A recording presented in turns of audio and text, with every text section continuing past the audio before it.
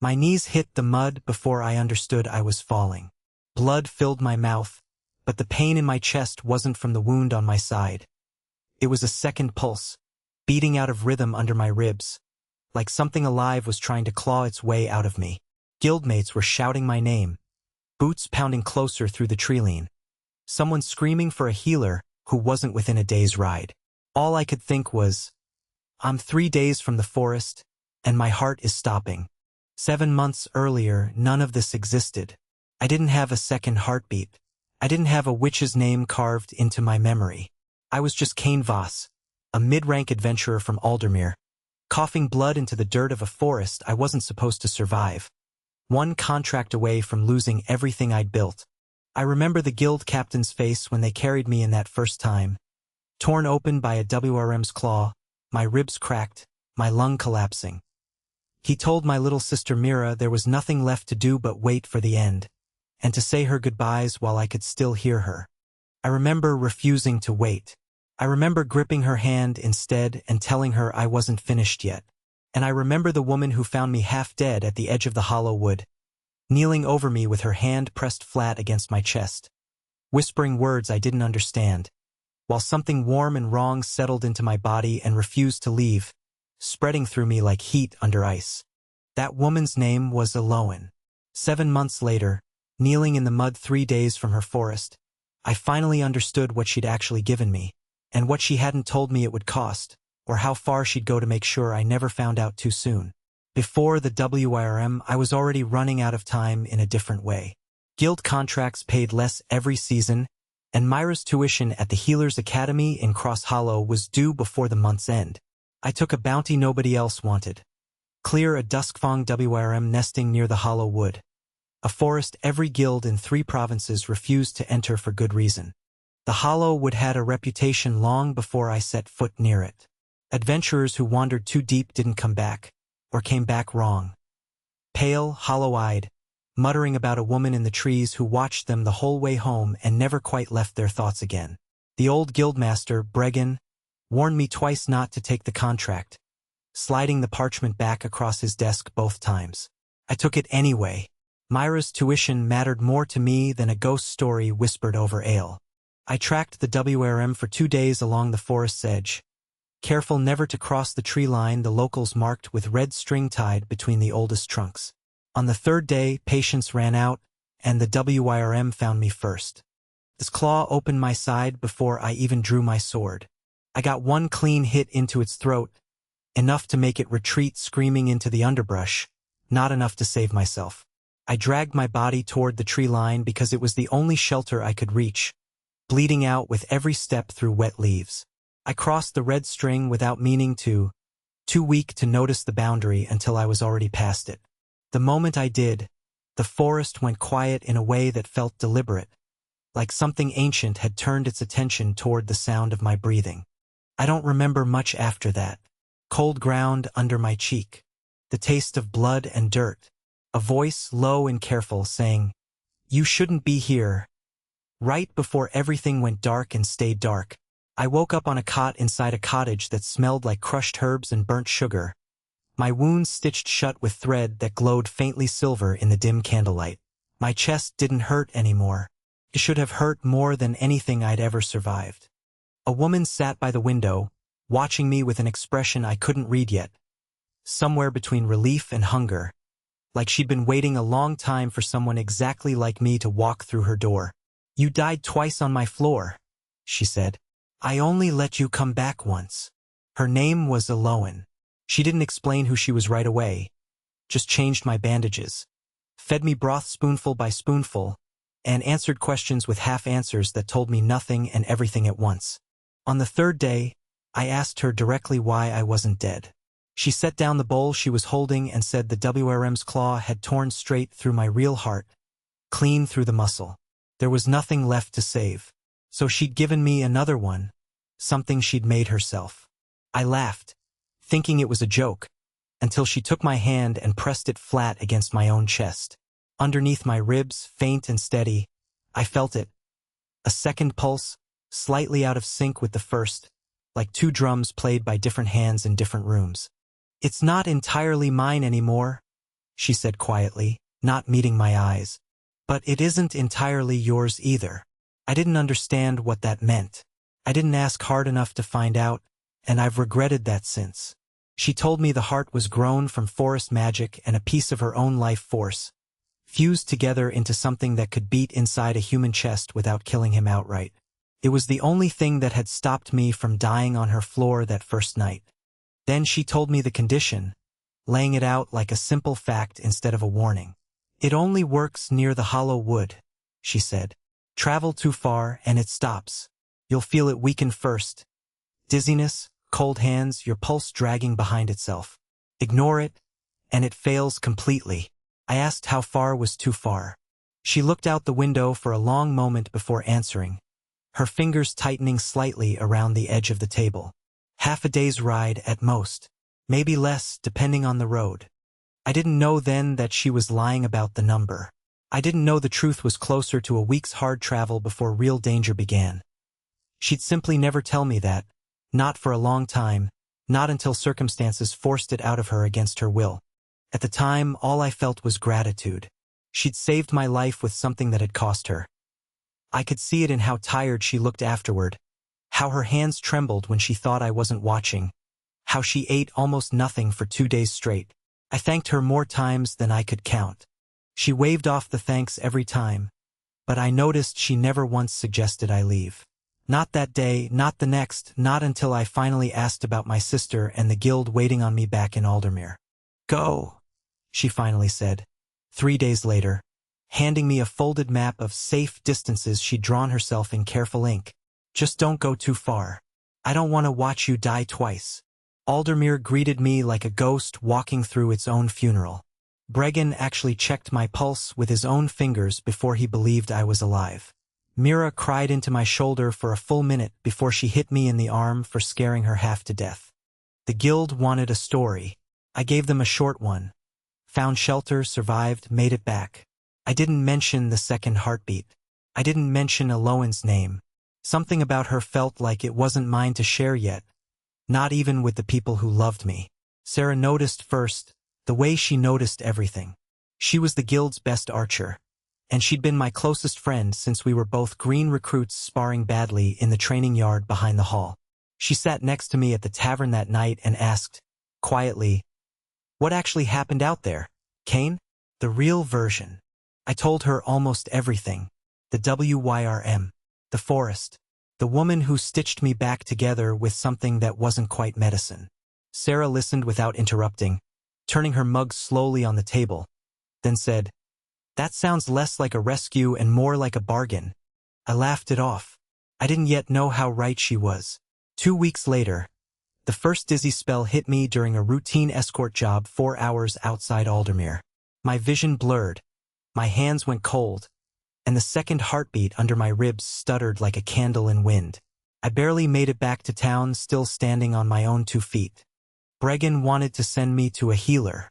I told him I already knew what it was, and that I had somewhere to be before it got worse. I rode for the Hollow Wood that same night, alone, pushing my horse harder than I should have, and didn't stop until the second heartbeat steadied itself the moment I crossed the tree line. Eloan was waiting at the cottage door before I even dismounted, arms folded, her expression unreadable in the dark. "You went too far," she said, not as a question. I asked how she knew I'd left Aldermere at all. She didn't answer that part. She just took my hand, checked my pulse against her own with practiced fingers, and told me I needed to rest there for the night before the heart would fully settle. I stayed. It felt easier than arguing, and some quiet part of me didn't mind staying at all. That first overnight visit became a pattern I didn't notice forming. A few days in the village, a dizzy spell, a ride back to the forest, a night in her cottage, and always her knowing exactly when I'd crossed the line before I ever told her a word. The second time it happened, I hadn't even felt dizzy yet. I was 3 hours out, drinking with Sarah and 2 other guild members, when a black-feathered crow landed on the windowsill and stared directly at me through the glass for almost a full minute before flying off into the dark. Sarah joked that it looked like it was spying on me. I laughed along, but something about the bird's stillness, the way it hadn't blinked once, didn't sit right with me. That night, the second heartbeat stuttered exactly on schedule, right as I stepped outside to head home alone. On my next forest visit, I mentioned the crow to Aloan, half as a joke, watching her reaction closely. She went very still for a moment before saying crows were common in the hollow wood and it meant nothing at all. I let it go. I wanted to let it go, more than I wanted the truth. A month later, she repeated a joke back to me, one I'd made at the tavern, word for word, about Bregan's terrible cooking. A joke I was certain I'd never told her myself, not once in any of our conversations. When I asked how she knew it, she said I must have mentioned it during a previous visit. I hadn't. I remembered every conversation we'd had, because there weren't that many yet, and none of them had touched on Bregan's stew. I started paying closer attention after that. I noticed the crows more, perched on fence posts along roads I'd never told her I was taking. I noticed how the water in her wash basin sometimes rippled on its own, even with the windows shut and no wind moving through the room. I noticed that whenever I came back from Aldermere upset about something, a bad contract, an argument with Bregan, she already seemed to know before I finished the first sentence, sometimes before I'd even sat down. I asked her outright one evening if she was watching me somehow, even from the forest. She laughed it off, calling the idea absurd, and changed the subject to how my color looked better that day than the last visit, brushing a hand against my cheek. I didn't push harder. Some coward part of me didn't want to know the answer yet, didn't want to lose the one place that felt safe. Looking back, that was my first real mistake. Not the not knowing, but the choosing not to ask again and again until the silence became its own kind of agreement. I told myself the heart bond probably let some feelings pass between us, some faint magical echo, and that was explanation enough. It wasn't, but it let me keep visiting her without dread. And at the time, that mattered more to me than the truth would have. I didn't yet know how far her watching actually went, or how long she'd already been doing it before I ever crossed that red string in the first place, WRM claw or not. Around the same time, Sarah started asking to come with me on my hollow wood trips. She said it as a joke at first. Someone should meet the woman who keeps saving your life. But she asked more than once, seriously, and I kept finding reasons to say no. I told myself I was protecting Eloan's privacy. Really, some instinct told me the two of them meeting would go badly, though I couldn't have said why yet, only that the thought made my stomach tighten. Mira noticed the pattern in my visits too and asked over dinner if I was courting someone I hadn't told her about. I said it was complicated. She said that always meant yes, and made me promise to bring her along someday. A letter came from Myra's academy that month, warning that another term's tuition would be due within 6 weeks, sooner than expected. I picked up 2 extra contracts to cover it, both requiring travel farther than my usual range from Aldermere. When I told Aloan about the contracts during my next visit, her face changed in a way I hadn't seen before. Not worry exactly, something sharper underneath the concern, like a decision already forming behind her eyes. "Take the closer one," she said, setting my tea down harder than necessary. "The other route runs 2 days past where I'd feel safe letting you go." I pushed back for the first time. Mira needed the money, and the farther contract paid nearly double what the closer one offered. Aloan's jaw tightened, but she didn't argue further that night. She just asked me to be careful, in a tone that didn't sound like concern so much as a warning aimed at someone else entirely. I took the farther contract anyway, 3 days out from Aldermere, escorting a merchant caravan through bandit territory along the Eastern Trade Road. Sarah came along as backup archer, same as she always did on jobs like this. The job went smoothly for the first 2 days. On the third, deep in bandit country, my second heartbeat started stuttering harder and earlier than any previous trip, faster and worse than the distance alone should have caused. I collapsed mid-watch that night without warning. Sarah found me on the ground, pulse thready, skin freezing despite the campfire burning right beside me. She got me back to the caravan camp and forced a fever tonic down my throat, though she admitted afterward it didn't look like any fever she'd ever treated in the field. "Your heartbeat felt wrong," she told me later quietly, "like there were 2 rhythms fighting each other under your ribs instead of one." We finished the contract 2 days late, both of us shaken, Sarah more openly worried than I'd ever seen her before. She asked again, more seriously this time, To meet the woman keeping me alive, no more excuses. I finally agreed, mostly out of guilt for how close that trip had come to killing me in front of her. I sent word ahead that I was bringing a friend to the hollow wood. Aloan's reply came back fast, delivered by the same black crow I'd noticed months before. A single line written in her careful hand. Come alone. I ignored the note and brought Sarah anyway. I wanted her to see for herself that Aloan wasn't dangerous. I still believed that completely, even after everything. Aloan met us at the tree line, polite and composed, offering Sarah tea and a tour of the cottage like the note had never existed. Sarah thanked her, professional as ever, but I caught her studying every shelf, every jar, every locked cabinet in the room without seeming to look at any of it directly. The visit ended without incident, no argument, no scene. On the ride home, Sarah said only one thing. She watched you more than she watched me, even when I was the one talking. 2 weeks later, Sarah's bowstring snapped mid-draw during a routine hunt, nearly taking off 2 of her fingers. She'd rest-wrung that bow herself the night before and swore the string had been new and sound when she checked it. I didn't connect it to anything at first. Bowstrings snapped sometimes, even good ones. I told myself that, even as some cold part of me didn't fully believe it. The week after that, a contract Sarah and I had both signed up for, a well-paying escort job 3 days from Aldermere, vanished from the guild board overnight, reassigned to another team without either of our names ever appearing on the paperwork again. Bregan swore he hadn't touched the listing. The guild clerk swore the same, checking the ledger twice in front of us. Nobody could explain how our names had been removed so cleanly. I started keeping quieter about my travel plans after that, telling fewer people where I was headed and when, even Bregan. It didn't feel like paranoia yet. It felt like caution I couldn't fully justify. On my next forest visit, Aloan seemed unusually pleased that I'd be staying closer to Aldermere for a while. It's safer this way, she said, refilling my tea before I'd finished it, not quite meeting my eyes. For both of us. I asked, half joking, if she'd had anything to do with the missing contract. She looked at me for a long moment before laughing it off as a ridiculous question, and the conversation moved on before I could press it any further. I noticed, though, that she never actually said no. A third strange incident happened not long after.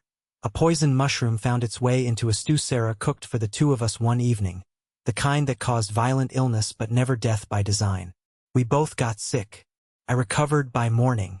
Sarah didn't fully recover for 3 days. The healer who treated her said the mushroom wasn't native to any market or field near Aldermere.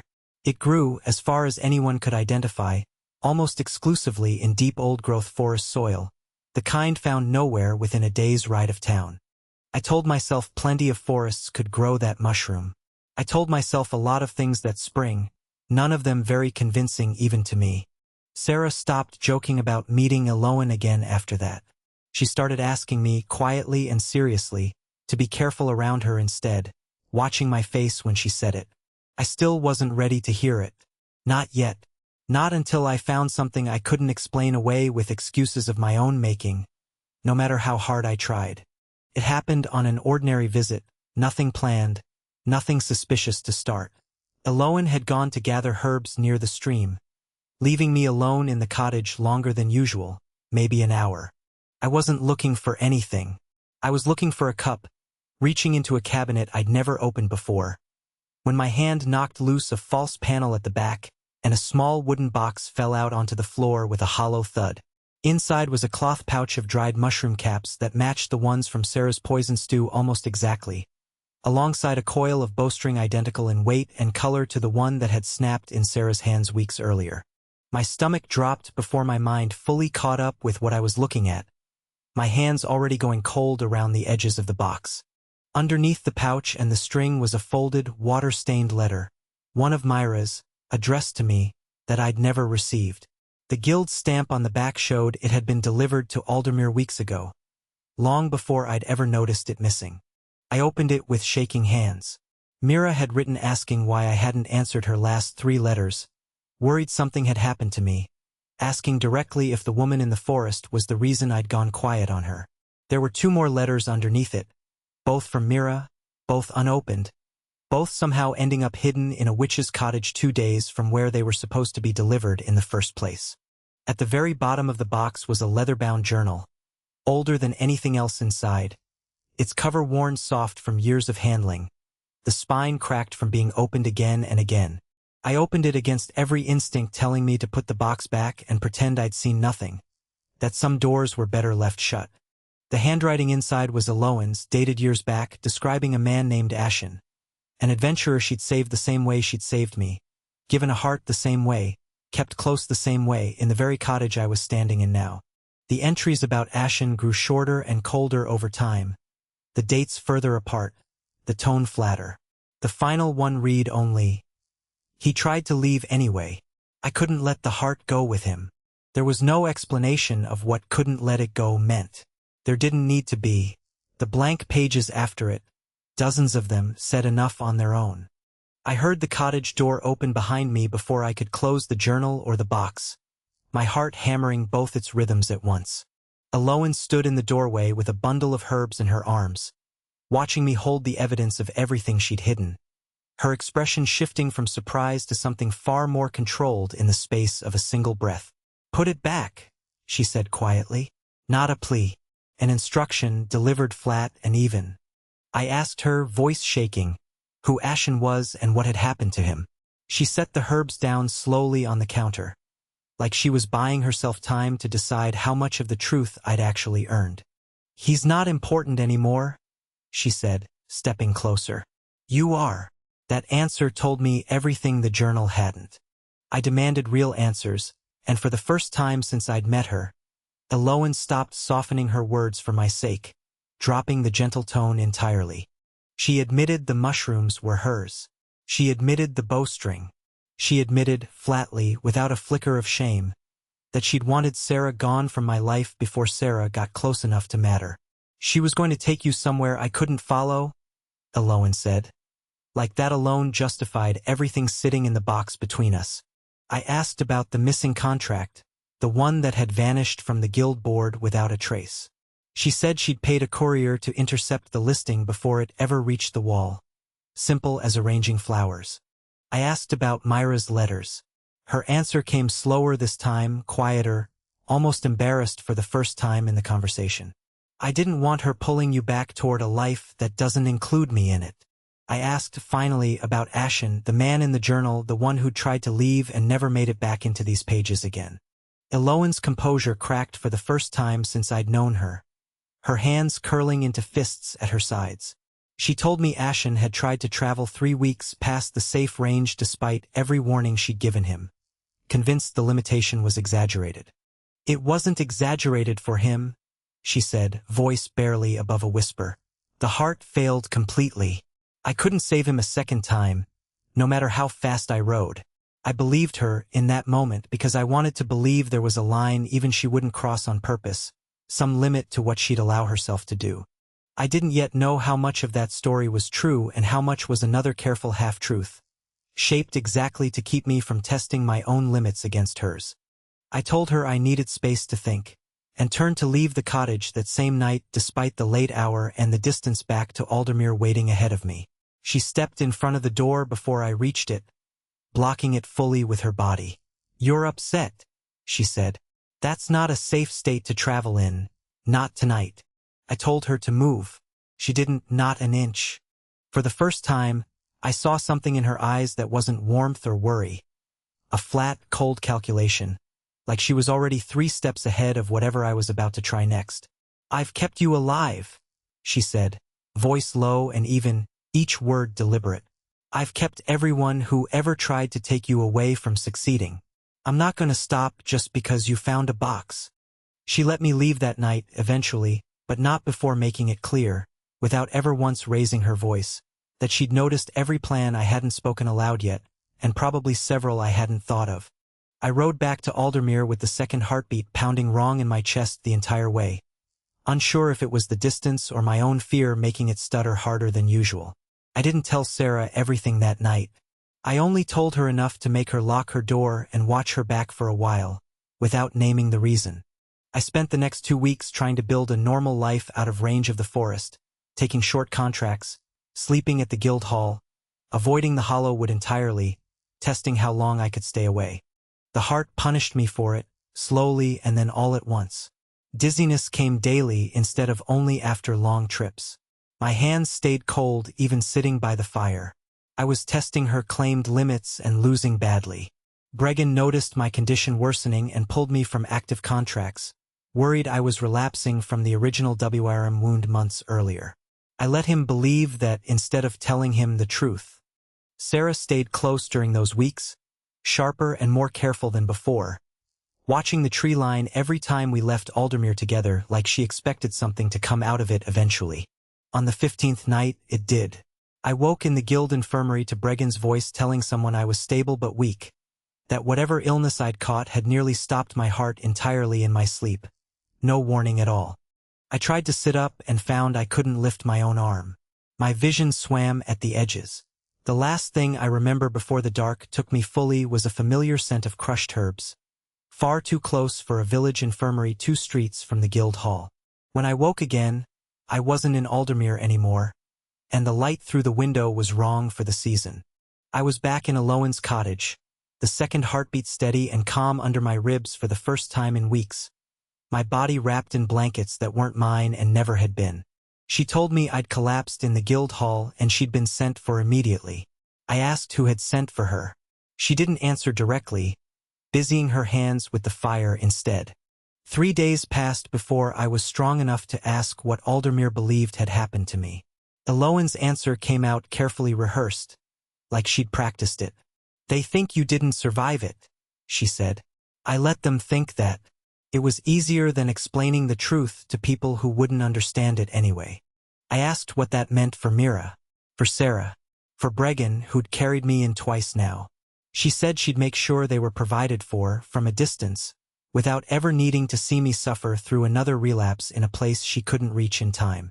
I understood then that she hadn't saved me from a relapse at all. She'd manufactured one, or let one happen without warning me how bad it could get, so that a fake death would feel merciful instead of the monstrous thing it actually was.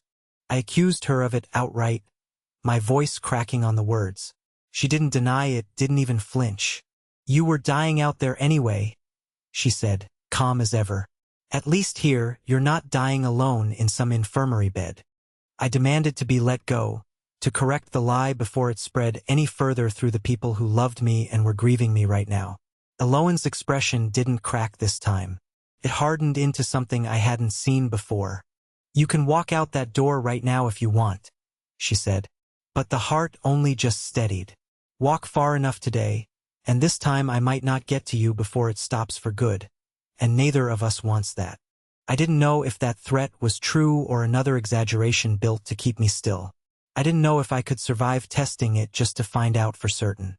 For the first time since the WRM's claw had opened my side, I understood exactly how trapped I actually was.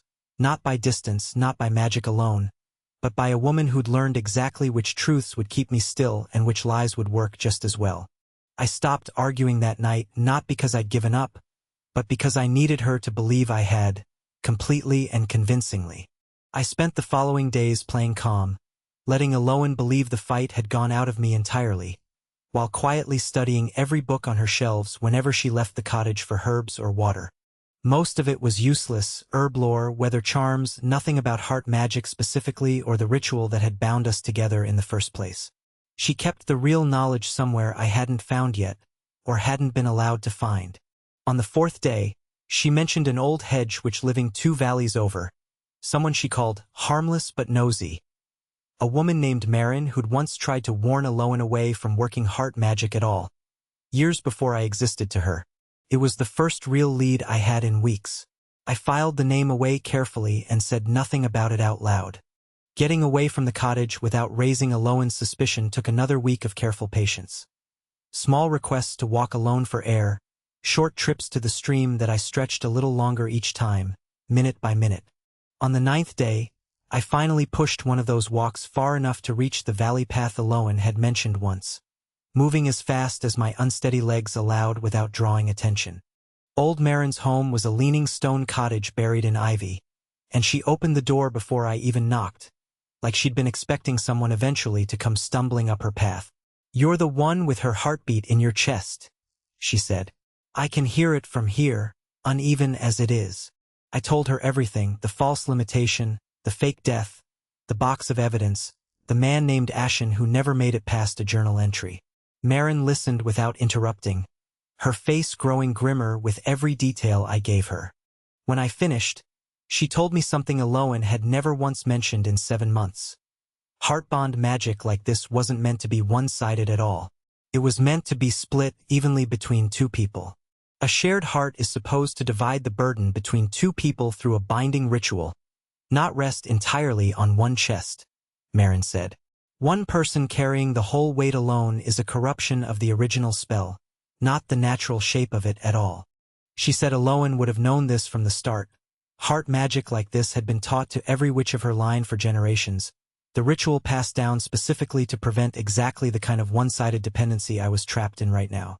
I asked why Aloan would hide something that could have made both our lives easier from the very beginning, from the first night in that cottage.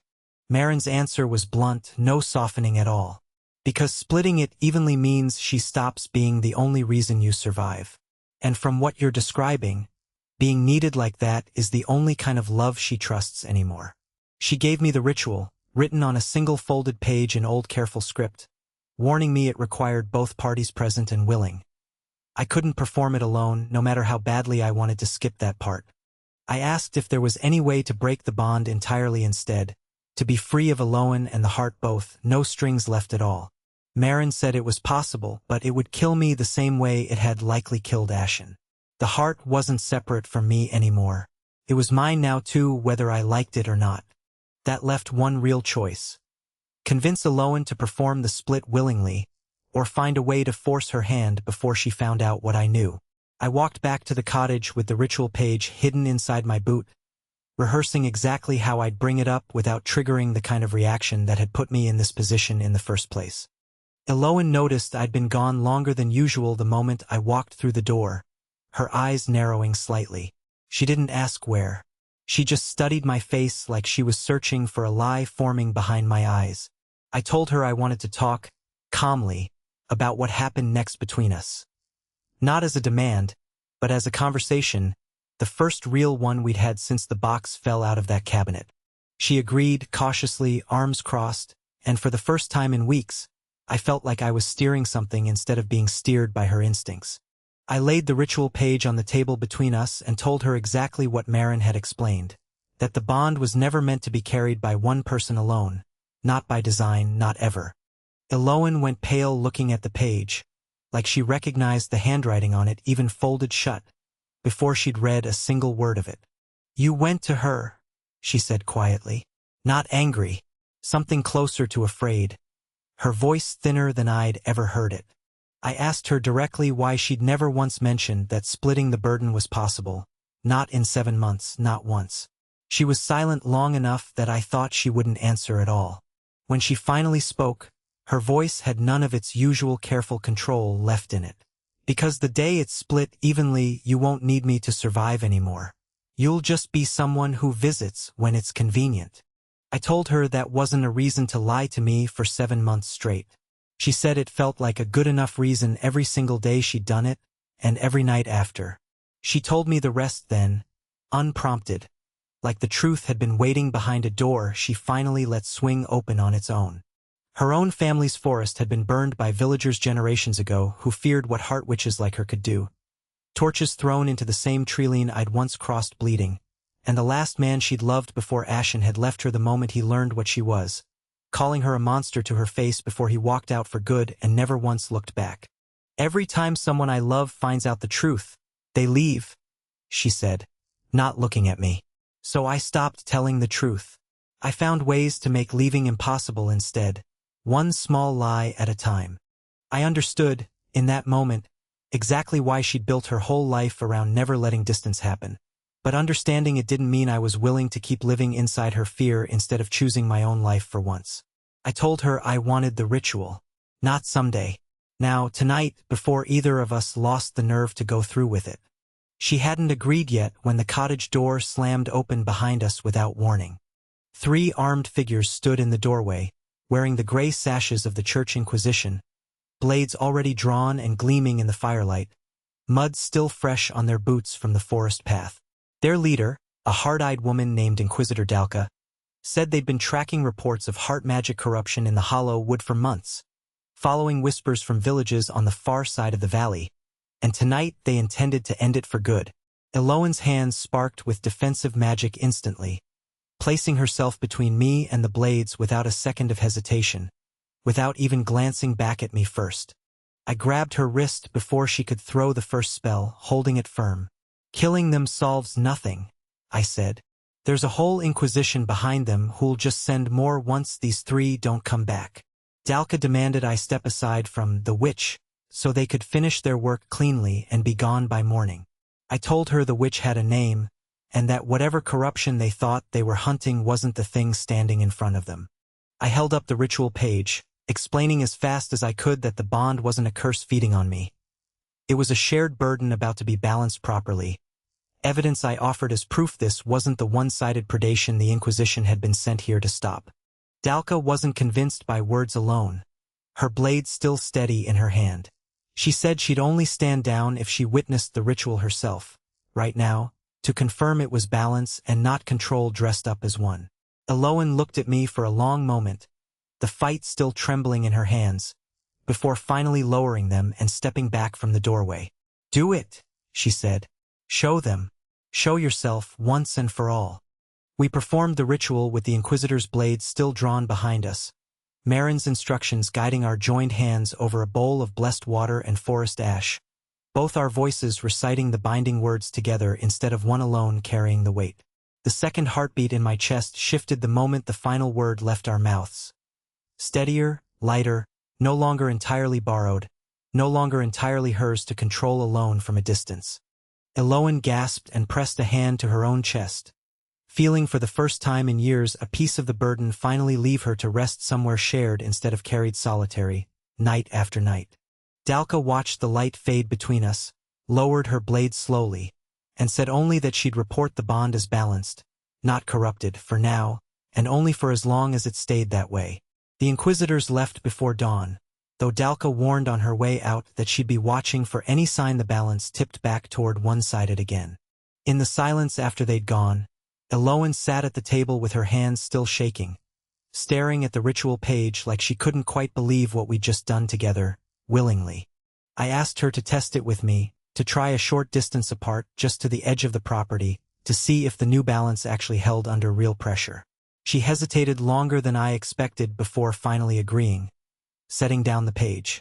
I walked to the tree line and stopped, waiting for the familiar stutter that never came. My second heartbeat stayed steady, calm, unchanged the whole way. Behind me, through the window, I saw her hand pressed to her own chest, feeling the same steadiness on her end for the first time in longer than she'd admit. Neither of us said anything for a long moment.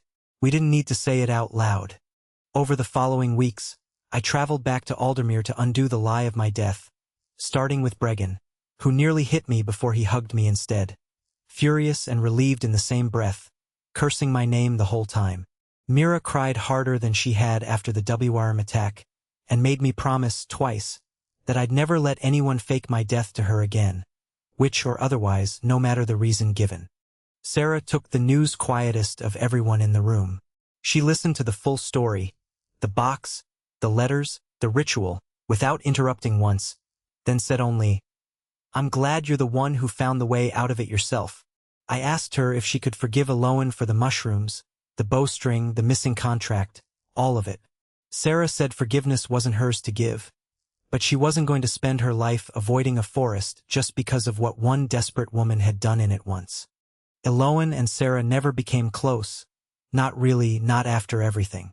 But the next time they stood in the same room, Eloan offered an apology instead of a smile, stiff and awkward but real, and Sarah accepted it the same careful way.